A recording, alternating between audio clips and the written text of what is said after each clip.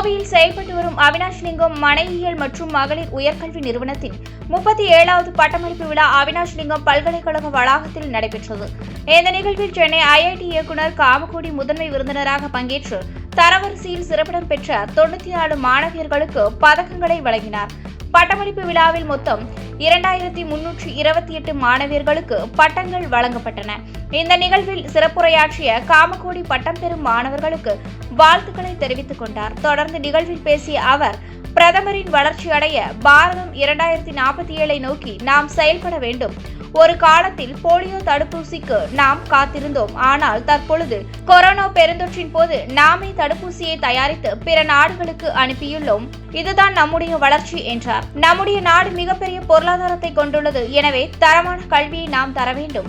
உயர்கல்வி சேர்ப்பவர்களின் எண்ணிக்கை தற்பொழுது அதிகரித்துள்ளது.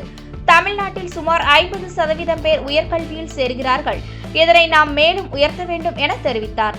ஒவ்வொருவரும் கிராமங்களுக்கு சென்று பொருளாதாரத்தில் பின்தங்கிய 2 குழந்தைகளையாவது படிக்க வைக்க வேண்டும். அவர்களுக்கு ஊக்கத்தை அளிக்க வேண்டும். அதுபோன்று செய்தால் 2035 நம் நாடு கல்வியில் சிறந்து விளங்கும் என்று தெரிவித்தார்.